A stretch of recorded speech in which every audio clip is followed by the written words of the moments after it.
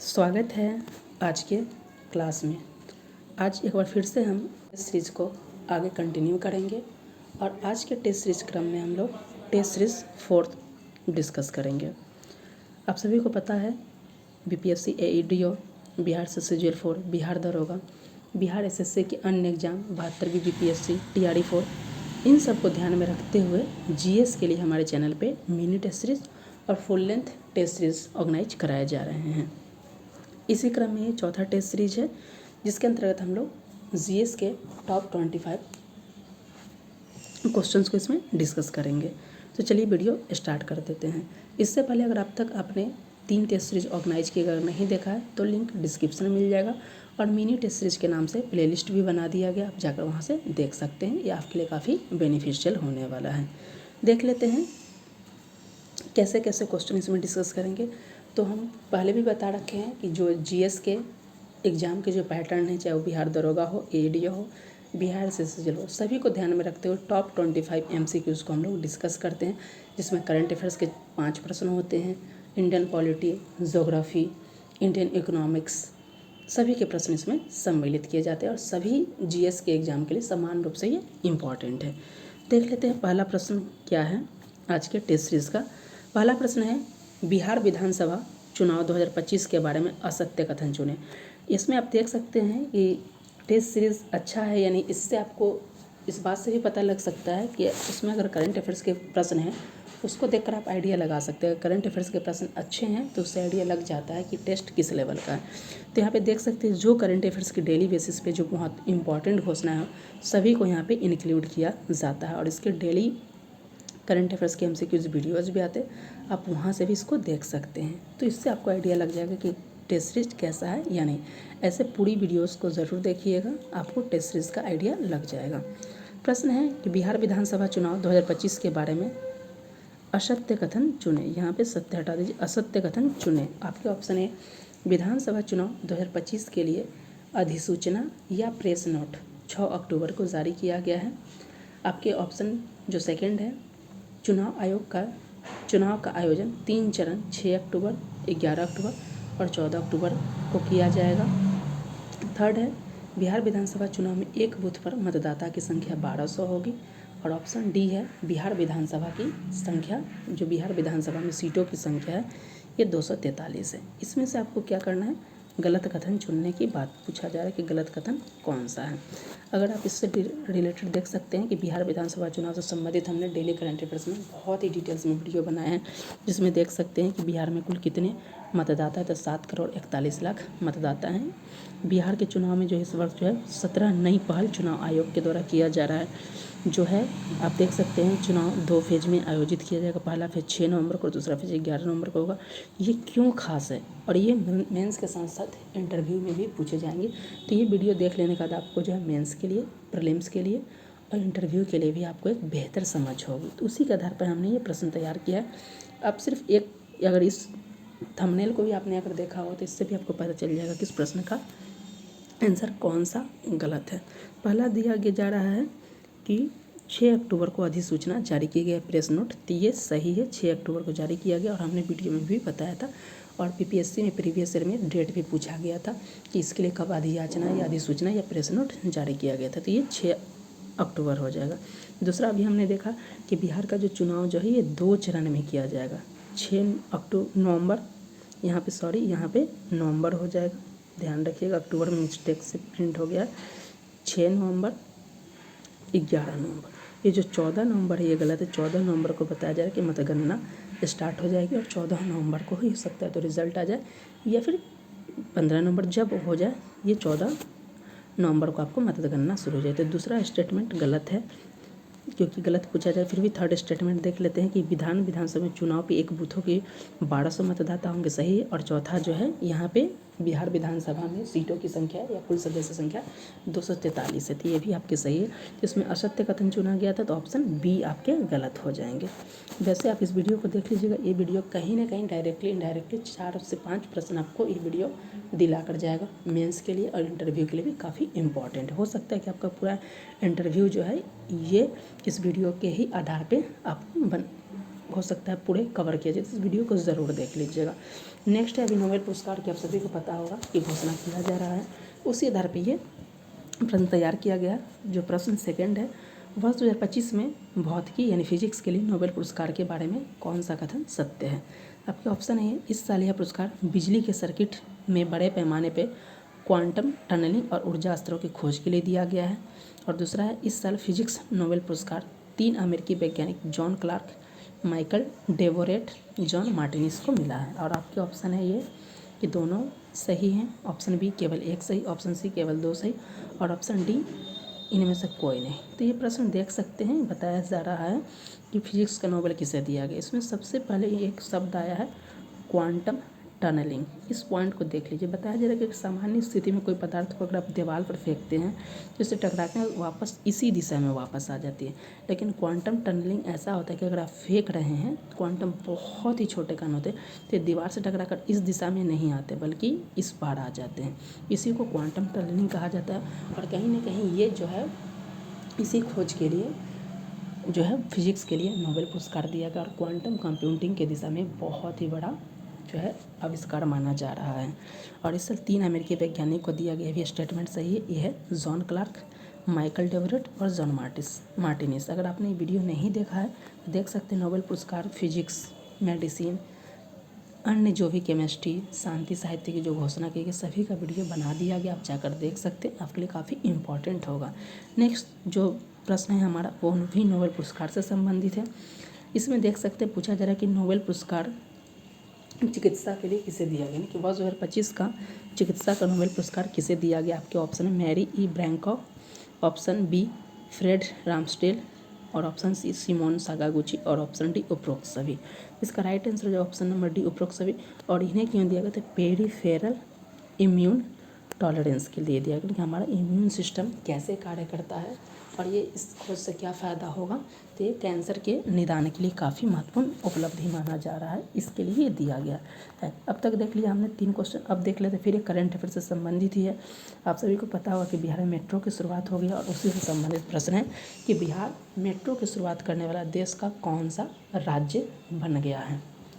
आपके ऑप्शन है ये 10वां राज्य, ऑप्शन बी 8वां राज्य, ऑप्शन सी 14वां राज्य और जो है ऑप्शन डी 12वां राज्य। अगर बात की जाए कि भारत में मेट्रो की शुरुआत किया जाए तो भारत में मेट्रो की शुरुआत सबसे पहले कलकत्ता से किया गया था। इस पॉइंट को भी ध्यान रखिएगा। और जो है वर्ल्ड में जो है भारत मेट्रो नेटवर्क में तीसरे नंबर पे, इस पॉइंट को भी ध्यान रखिएगा। 2025 का ही डाटा है कि मेट्रो नेटवर्क के मामले में जो है भारत तीसरे स्थान पे है। अब पूछा जा रहा प्रश्न में कि बिहार कैमा राज्य बना है जहाँ पे मेट्रो की सुविधा शुरुआत कर दी गई। तो बिहार जो है 12वां राज्य बना है जहाँ पे मेट्रो की शुरुआत हुई है। अगर शहर पूछ दे कि शहर में कौन सा है, तो शहर में बिहार जो है 12 दूना 24, यानी इसका डबल कर देना। 24वां शहर बन गया है पटना। शहर पूछा जाएगा कि अगर शहर पूछ देगा कि पटना शहर कैमा बना है तो 24वां शहर के रूप में हो जाएगा। और राज्य पूछा जाए बिहार के कॉन्टेक्स्ट में तो 12वां हो जाता है। दोनों का डबल कर देना है, इस पॉइंट को ध्यान रखिएगा। चलते हैं नेक्स्ट 5th नंबर क्वेश्चन की तरफ। यहाँ पे जो 5वां नंबर क्वेश्चन है हमारा, इसमें पूछा जा रहा है कि भारत के नए यानी जो 15वें नंबर के क्रम भी पूछा जा सकता है, उपराष्ट्रपति कौन बनाए गए हैं। आपके ऑप्शन है A CP Radhakrishnan, option B Jagdeep Dhankhar, option C Nitin Gadkari और option D B Sudarshan Reddy. बताइए इनमें से कौन सा ऑप्शन सही है। इसको हमने ऑलरेडी डेली करंट अफेयर्स में डिस्कस कर रखा है। बात किया जाए जगदीप धनखड़ का, तो ये जो है भारत के 14वें नंबर के वाइस प्रेसिडेंट थे। इन्होंने ही त्यागपत्र दिया था और इसके बाद ही जो है चुनाव कराए गए थे। और इसमें जो है कांग्रेस के पक्ष के जो उम्मीदवार थे ये बी सुदर्शन रेड्डी थे जो इंडिया अलायंस के लिए थे, और जो एनडीए गठबंधन के लिए थे CP राधाकृष्णन। और यही जो है इन्हें चुनाव में ये विजयी हुए थे। और भारत के जो नए यानी 15वें नंबर के जो उपराष्ट्रपति बनाए गए ये है CP राधाकृष्णन, याद रखिएगा। वहीं जो राष्ट्रपति कौन है ये आप सभी को पता होगा, श्रीमती द्रौपदी मुर्मू है। इस पॉइंट को भी ध्यान रखिएगा। देख सकते हैं मिनी टेस्ट सीरीज का अब तक जो है 4 बार और चौथा क्रम है। इससे पहले 1, 2, 3 का आपके जो है कराया जा चुका है। अगर 1, 2 और 3 को आपने नहीं देखा है तो जाकर देख सकते हैं। ये सभी एग्जाम्स के लिए जहाँ पे GS के प्रश्न आते हैं, चाहे वो TRE 4 हो, बिहार दरोगा हो, ADO हो, बिहार से CGL 4 हो, सभी के लिए इम्पॉर्टेंट होने वाला है। नेक्स्ट अभी चुनाव हो रहा है, उसी से संबंधित प्रश्न भी है। प्रश्न है 6 नंबर कि भारत कि राष्ट्रपति का चुनाव कौन आयोजित कराता है? आपके ऑप्शन ए निर्वाचन आयोग, ऑप्शन बी लोकसभा, ऑप्शन सी केंद्रीय मंत्रिपरिषद और ऑप्शन डी सर्वोच्च न्यायालय।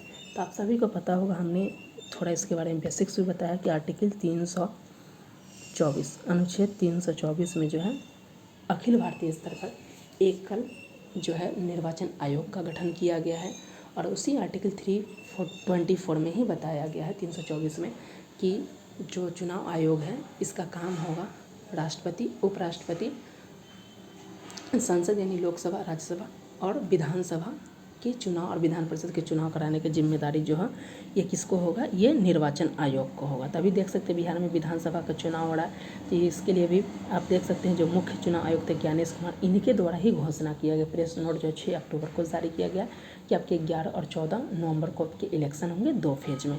और बिहार में जो 2 फेज में इलेक्शन हो रहा है ये 40 साल बाद हो रहा है। इससे पहले भी 1985 में जो है ये 2 फेज में हो चुका है। इसमें पूछा जा रहा है कि कौन कराता है, तो ये निर्वाचन आयोग के द्वारा कराया जाता है और आर्टिकल 324 में इसका वर्णन है।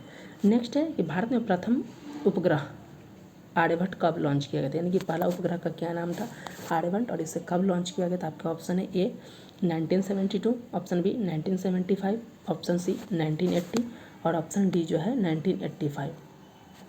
तो इसका क्या राइट आंसर हो जाएगा? तो इसका राइट आंसर जो ऑप्शन नंबर बी हो जाएगा 1975। 1975 में जो आर्यभट्ट को लॉन्च किया गया था और भारत का पहला ये उपग्रह था आर्यभट्ट।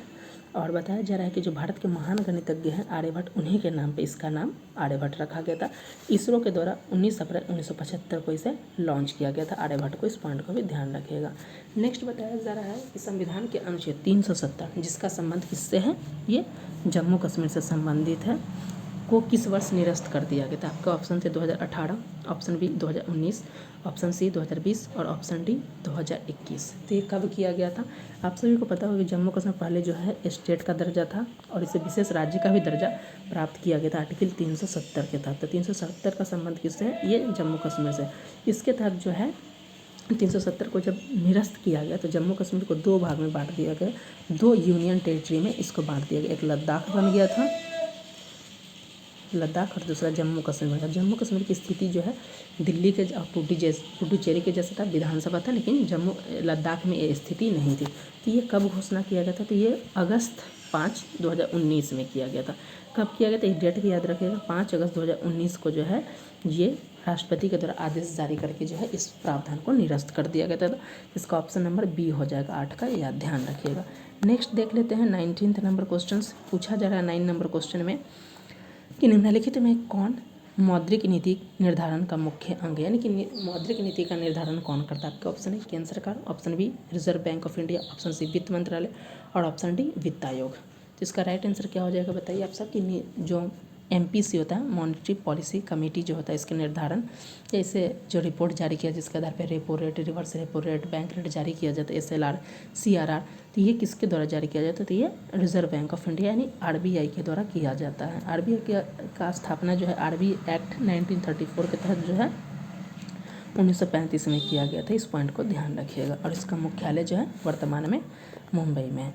नेक्स्ट है 10th नंबर प्रश्न कि भारत में वन क्षेत्र का आकलन कौन करता है? यानी जो फॉरेस्ट रिपोर्ट होता है, यानी जो फॉरेस्ट रिपोर्ट जो अभी हाल ही में 2023 का भी जारी किया गया, तो ये फॉरेस्ट रिपोर्ट किसके द्वारा जारी किया जाता है? तो देख सकते हैं आपका ऑप्शन है ISRO, option B Forest Survey of India, option C NITI Aayog और ऑप्शन डी उपरोक्त सभी। क्या ये सभी के द्वारा जारी किया जाता है? तो भारत में वन क्षेत्र का आकलन किसके द्वारा किया जाता है? तो इसका राइट आंसर हो जाएगा ऑप्शन नंबर बी हो जाएगा, फॉरेस्ट सर्वे ऑफ इंडिया के द्वारा ये रिपोर्ट जारी किया जाता है। तो ऑप्शन बी हो जाएगा राइट आंसर 10th का। नेक्स्ट है 11th नंबर में चलते हैं। 11 नंबर क्वेश्चन पूछा जा रहा है कि अगलुहास जलधारा किस महासागर में बनती है? आपके ऑप्शन है प्रशांत महासागर, ऑप्शन बी हिंद महासागर, ऑप्शन सी अटलांटिक महासागर और ऑप्शन डी उपरोक्त सभी। अगलुहास जलधारा किस महासागर में बनती है प्रश्न पूछा जा रहा है। आपके ऑप्शन इस प्रकार दिए गए हैं, प्रशांत महासागर, हिंद महासागर, अटलांटिक महासागर और उपरोक्त सभी। तो इसका राइट आंसर जो क्या हो जाएगा कि हिंद महासागर में बनता है। आप देख लेते हैं इसके बारे में कि ये अगलुहास जलधारा कैसी जलधारा और किसके मिलने से बनती है। तो बताइए अगलुहास जलधारा जो है हिंद महासागर में बनती है, जो अफ्रीका के पूर्वी तट से दक्षिण की ओर बहती हुई दुनिया की सबसे शक्तिशाली पश्चिमी सीमा धाराओं में से एक मानी जाती है। और यह किसके मिलने से बनती है, तो इस पॉइंट को याद रखिएगा। 2 गर्म जलधारा है, एक है मोजाम्बिक और है मेडागास्कर, ये दोनों के मिलने से बनती है। तो आपसे पूछा जा सकता है ये हिंद महासागर में बनती है और जो है किसके मिलने से बनती है, तो ये गर्म मोजाम्बिक और जो है मेडागास्कर के दोनों के मिलने से ये बनती है। तो अग्लुहास जलधारा के बारे में ध्यान रखिएगा कि अग्लुहास जलधारा जो है हिंद महासागर में बनती है और बताया ज़रा कि पश्चिमी सीमा में से एक जो है महत्वपूर्ण धाराओं में से एक है और ये गर्म मोजाम्बिक और मेडागास्कर के मिलने से बनता है। इस पॉइंट को ध्यान रखिएगा। नेक्स्ट है पूछा जा रहा है जो 12वां नंबर प्रश्न है। टोटल इसमें हम लोग जो है 25 क्वेश्चन का मिनी टेस्ट सीरीज ऑर्गेनाइज कराया जा रहा है। इसके अलावा जो बिहार दरोगा एडीओ के लिए फुल लेंथ यानी कि 100% जो होते हैं उसका ऑलरेडी फुल लेंथ टेस्ट भी ऑर्गेनाइज कराया गया है। आप जाकर उसे देख सकते हैं, आपके लिए काफ़ी इम्पॉर्टेंट होगा। और जो रिमेंस टेस्ट बच गए हैं बिहार दरोगा के फुल लेंथ एडीओ के लिए वो धीरे धीरे आपके अपलोड होते रहेंगे। चैनल को आप सब्सक्राइब कर लीजिएगा, पीडीएफ के लिए टेलीग्राम को ज्वाइन कर लीजिएगा, वहाँ से आपको पीडीएफ मिलता रहेगा। 12वां नंबर प्रश्न है जापान का मैनचेस्टर किसे कहा जाता है, तो आपके ऑप्शन है A Osaka, option B Tokyo, option C Nagasaki और ऑप्शन डी इंग्लैंड। इनमें से कोई नहीं। अगर मैनचेस्टर की बात किया जाए तो मैनचेस्टर जो है जगह ही कहाँ पे है, ये आपका जो है इंग्लैंड में है। और ये किस चीज़ के लिए फेमस है, तो ये वस्त्र उत्पादन के लिए फेमस है। तो वहाँ पे जो वस्त्र उत्पादन के लिए फेमस है, तो जहाँ जहाँ विश्व में वस्त्र उत्पादन का जो क्षेत्र है उसे कहीं ना कहीं मैनचेस्टर के नाम से ही जाना गया है। जैसे जापान में जो है एक जगह है ओसाका, इसका राइट आंसर ऑप्शन है ओसाका। ये भी वस्त्र उत्पादन का बहुत महत्वपूर्ण केंद्र है, इसीलिए इसे जापान का मैनचेस्टर के नाम से जाना जा सकता है। देख सकते हैं यहाँ पे हमने डिफाइन भी कर दिया कि जो है इंग्लैंड का बहुत महत्वपूर्ण औद्योगिक क्षेत्र जो है कपड़ा के लिए, वस्त्र के लिए इंग्लैंड का मैनचेस्टर। उसी तरीके से जापान का ओसाका शहर है, वो उसके लिए फेमस है वस्त्र उत्पादन के लिए, इसलिए जापान के ओसाका शहर को क्या कहा जाता है, ये कहा जाता है जापान का मैनचेस्टर। तो जापान का मैनचेस्टर कौन हो गया, ओसाका हो गया, याद रखिएगा ऑप्शन नंबर ए हो जाता है। नेक्स्ट है आपके 13 नंबर प्रश्न। 13 नंबर प्रश्न में पूछा जा रहा है कि विंध्याचल पर्वत और सतपुड़ा पहाड़ी के बीच से होकर बहने वाली नदी कौन सी। आपके option A Narmada, option B Yamuna, option C Kosi और ऑप्शन डी गंगा। यहाँ पे पूछा जाए कि विंध्याचल पर्वत और सतपुड़ा, विंध्याचल पर्वत मान लेते हैं कि ये है और सतपुड़ा पहाड़ी ये है, तो इसके बीच से बोला जा रहा है कि इससे बीच से बहने वाली नदी कौन सी है, तो इसके बीच से जो बहने वाली नदी है इस नदी का नाम है नर्मदा नदी, याद रखिएगा। ऊपर में विंध्याचल हो गया और नीचे में आपका सतपुड़ा हो गया। तो अगर इसका ट्रिक आप चाहते हैं तो यहाँ से आप कर लग सकते VNS, V से हो गया विंध्याचल, S से हो गया आपका जो हो गया सतपुड़ा पहाड़ी और बीच में नर्मदा नदी हो जाते हैं। तो याद रखिएगा VNS से आप ट्रिक से याद रख सकते हैं कि आपके जो है विंध्याचल और सतपुड़ा के बीच में जो नदी बहती है उसे नर्मदा नदी कहते हैं। इस पॉइंट को ध्यान रखिएगा, ठीक है। तो ऑप्शन नंबर ए हो जाएगा। नेक्स्ट हम लोग देख लेते हैं 14 नंबर, दक्षिण एशिया का सबसे बड़ा मरुस्थल कौन सा है। आपके ऑप्शन जो 14वां नंबर प्रश्न दिया गया है कि दक्षिण एशिया का सबसे बड़ा मरुस्थल कौन सा है। आपके option A Atacama, option B Colorado, option C Kalahari और ऑप्शन डी थार। अगर आप यहाँ तक टेस्ट सीरीज बने होंगे तो उम्मीद करता हूँ कि आपको टेस्ट सीरीज पसंद आ रहे तो वीडियो को लाइक भी कर लें, चैनल को सब्सक्राइब भी कर लें, टेलीग्राम को भी ज्वाइन कर ले, नोटिफिकेशन बेल आइकन को भी प्रेस कर ले ताकि आपको लेटेस्ट नोटिफिकेशन मिलते रहे हमारे चैनल पे। इसके अलावा टेस्ट सीरीज के अलावा देख सकते हैं करंट अफेयर्स की भी तैयारी कराई जा रही है। अगर आपको बिहार दरोगा के लिए अगर जो है ऑलरेडी हमारे साथ बिहार दरोगा CGL4 और AED और अन्य एग्जाम के लिए जो है 1000 प्रश्नों की जो है श्रृंखला स्टार्ट कर दी गई है, उसके वीडियो अपलोड आपको जल्द देखने को मिल जाएंगे। कुछ पार्ट्स अपलोड भी हो गए हैं तो उसको भी कर लीजिएगा ताकि आपको बिहार दरोगा के लिए चाहे किसी भी एग्जाम के लिए करंट अफेयर्स की टेंशन ना रहे। उसके अलावा जो टेस्ट सीरीज के अलावा GS की क्लासेस भी हो रही, इंडियन पॉलिटी की भी क्लासेस हो रही हैं जो सभी एग्जाम्स के लिए बहुत ही इंपॉर्टेंट है। तो आप उससे जुड़कर उसका लाभ उठा सकते हैं, आपके लिए काफ़ी बेनिफिशियल होने वाला है। एक बार आप चैनल पे आएँ, कंटेंट देखें, पसंद आते तभी आप सब्सक्राइब करें। अगर आपको पसंद नहीं आता है तो फिर आप छोड़ के जा सकते हैं, ये आपकी स्वेच्छा पे है, ठीक है। देख लेते 14वें नंबर प्रश्न। 14वें नंबर प्रश्न ने पूछा दक्षिण एशिया का सबसे बड़ा मरुस्थल कौन सा है। आपके ऑप्शन इस प्रकार दिए गए थे, जिसका राइट आंसर है जो ऑप्शन नंबर ये थार मरुस्थल हो जाएगा। ये जो कि भारत में है, भारत में राजस्थान में और कुछ भाग इसका पाकिस्तान में भी आपको देखने को मिल जाता है। तो यहाँ पे देख सकते हैं कि जो है दक्षिण एशिया का सबसे बड़ा मरुस्थल जो है ये थार मरुस्थल जो भारत के उत्तर पश्चिम और पाकिस्तान के दक्षिण पूर्व में फैला हुआ है। लगभग जो है ये देख सकते हैं, यहाँ पे इसका डिस्टेंस भी बताया गया। चलते हैं नेक्स्ट क्वेश्चंस की तरफ।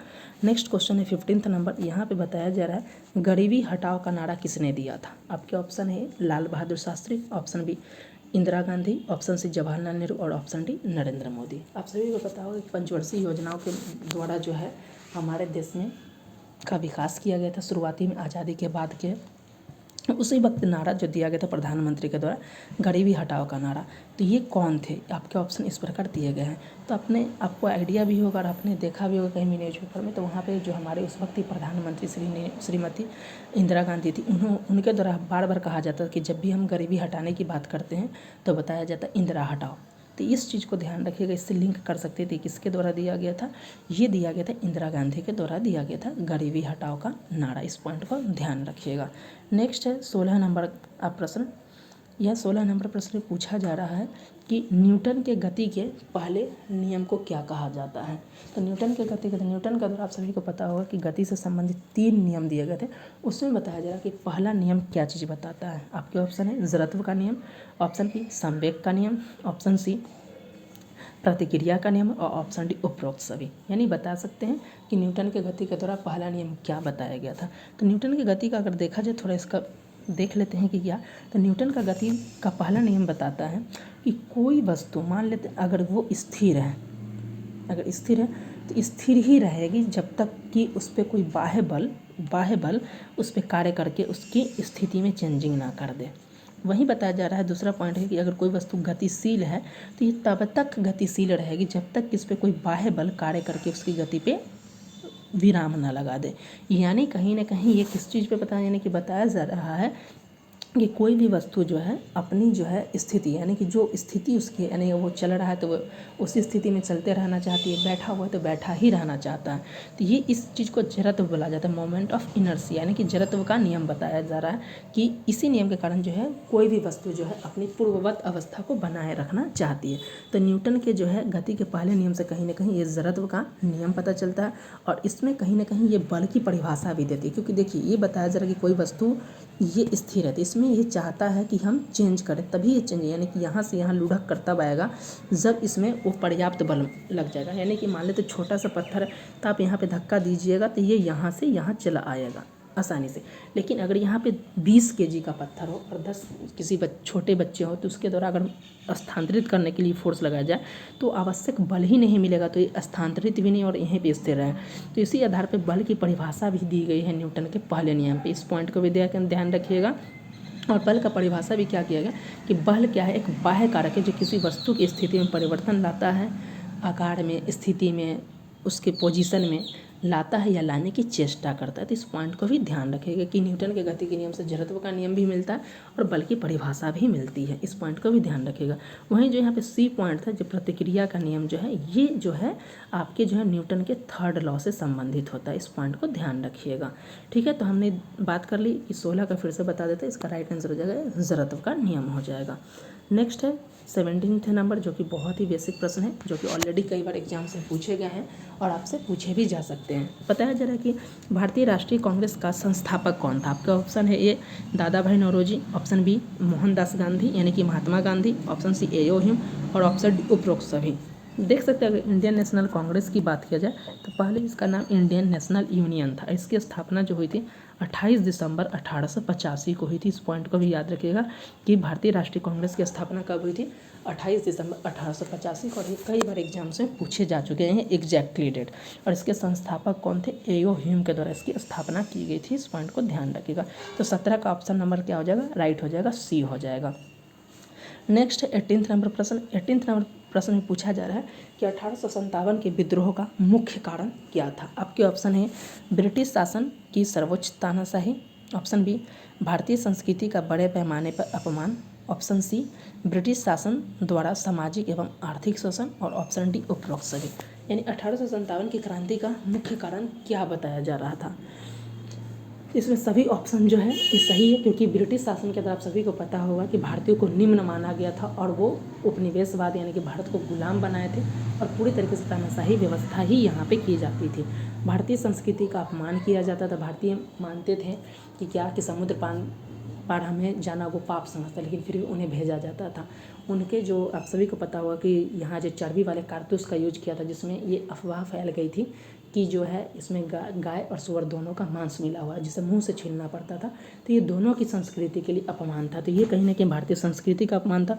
सामाजिक एवं आर्थिक स्तर पर आप सभी को पता होगा कि धन निकासी का सिद्धांत था, यहाँ पे राज्य हड़प की नीति, कई माध्यम से जो भारतीयों का शोषण किया गया था, और इसी का जो है संगठित परिणाम था 1897 का विद्रोह। तो इसलिए राइट आंसर हो जाएगा ऑप्शन नंबर डी हो जाएगा। नेक्स्ट देख लेते हैं आपका 9 number question, 19 number question. Total 25 questions करेंगे।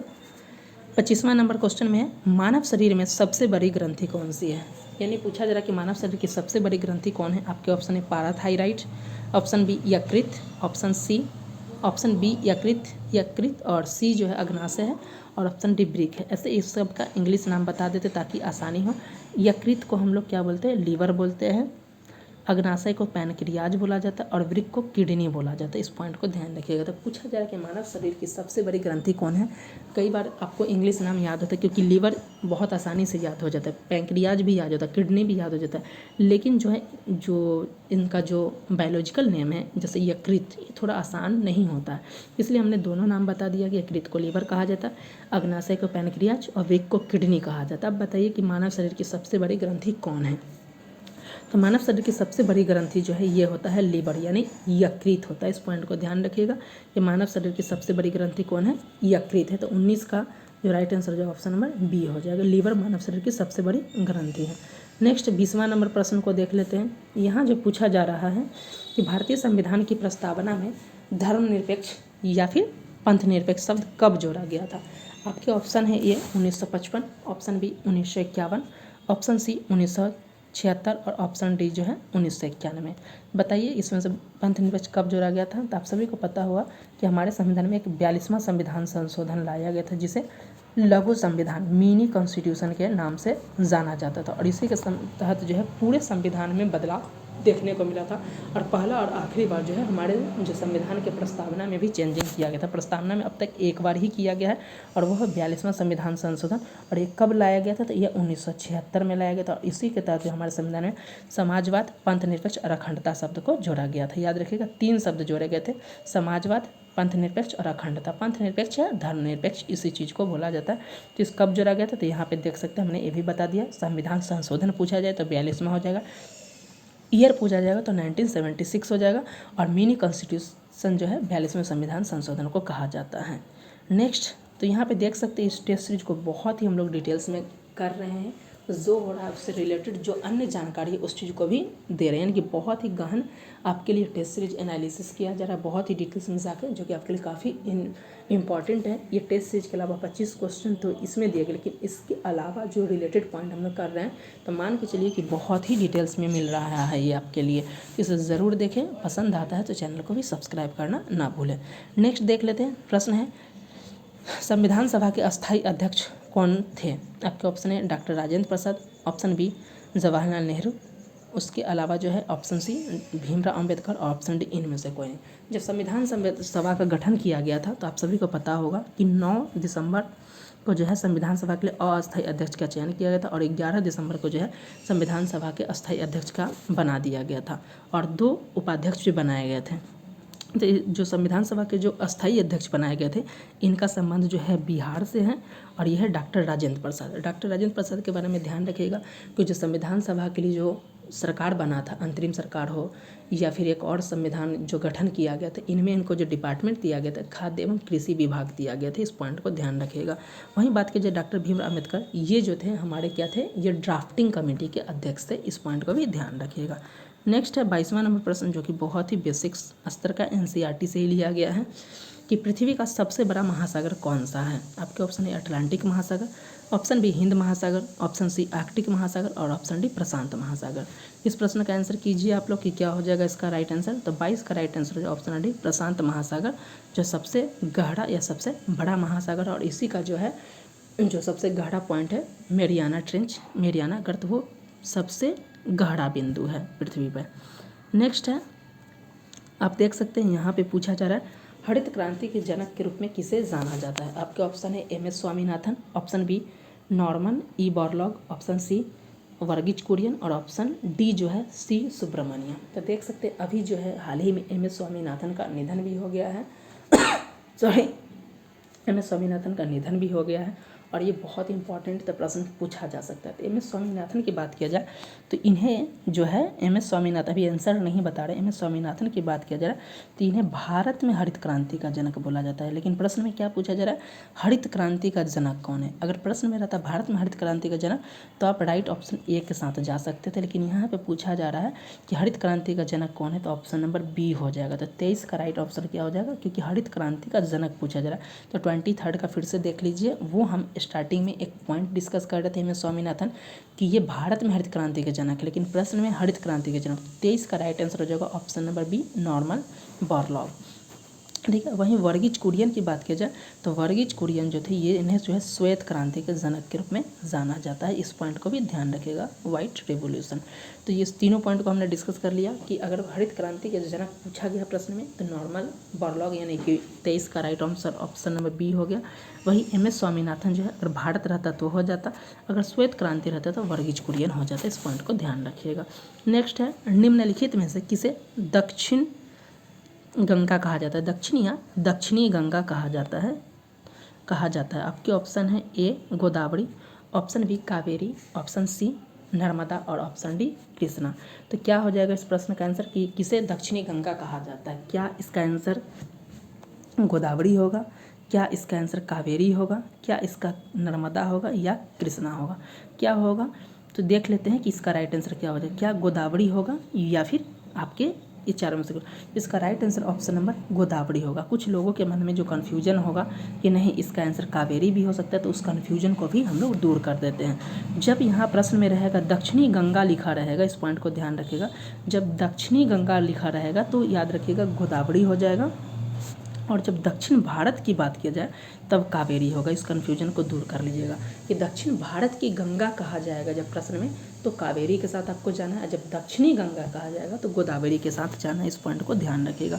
देख लेते हैं क्यों ऐसा कहा जाता था। देखिए जिस तरीके से उत्तर भारत में हमारी गंगा नदी, जैसे हम लोग माँ गंगा के नाम से और जो है भारत की सबसे पवित्र नदी में से एक माना जाता है, उसी तरीके से है साउथ में देख सकते हैं गोदावरी नदी जो है इनका दक्षिण भारत में बहुत महत्व है, और इसी महत्व जो गंगा का महत्व है उसी तरीके से गोदावरी नदी का महत्व है। इसलिए दक्षिणी गंगा जो है गोदावरी नदी को कहा जाता है और दक्षिण भारत की गंगा जो है ये कावेरी नदी को कहा जाता है। इस पॉइंट को ध्यान रखिएगा। तो उम्मीद करता हूँ कि कन्फ्यूजन आपके दूर हो गए होंगे।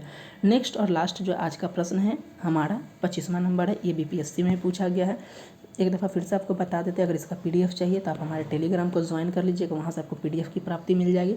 अब तक हमारे द्वारा जो है मिनी टेस्ट सीरीज 4 का आयोजन किया गया है, अब तक 1 2 3 4 हो गया। अगर आपने नहीं देखा तो प्लेलिस्ट बना दिया, आप जाकर देख सकते हैं। ये जीएस के सभी एग्जाम्स के लिए काफ़ी इंपॉर्टेंट है और ये सभी एग्जाम्स के पैटर्न के आधार पर ही ये टेस्ट सीरीज का ऑर्गेनाइज कराया जा रहा है। एक बार ज़रूर देखें, पसंद आता है तो चैनल को भी सब्सक्राइब कर लें। देख लेते हैं लास्ट प्रश्न जो है, इनमें से किसने डीएनए की संरचना की खोज की थी। आपके ऑप्शन है ए डार्विन और लैमार्क, ऑप्शन बी वाटसन और क्रिक, ऑप्शन सी न्यूटन और आइंस्टाइन और ऑप्शन डी ओप्रोक्सवी। इसमें से पूछा जा, आप देख सकते हैं बीपीएससी में ऑलरेडी ये प्रश्न पूछा जा चुका है कि डीएनए की संरचना की खोज किसके द्वारा किया गया था।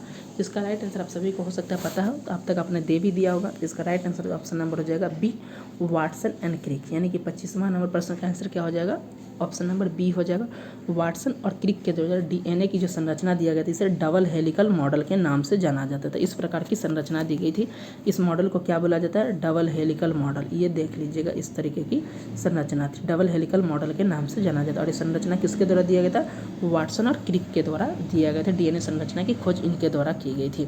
तो देख सकते हैं इस वीडियो में हमने जो है बिहार दरोगा, बीपीएससी एईडीओ, बिहार एसएससी जिला 4, बिहार एसएससी इंटर स्तरीय, बिहार एसएससी लैब असिस्टेंट, इन सभी को ध्यान में रखते हुए टॉप 25 जो है मिनी टेस्ट सीरीज का ऑर्गेनाइज किया है। इसके अलावा बिहार दरोगा एईडीओ के लिए 100 के full length test series organise कराए जा रहे हैं। 1000 क्वेश्चन के MCQs टेस्ट सीरीज भी चलाए जा रहे हैं। बिहार स्पेशल भी क्लासेस हो रही हैं, उसके भी करंट अफेयर्स की क्लासेस हो रही हैं।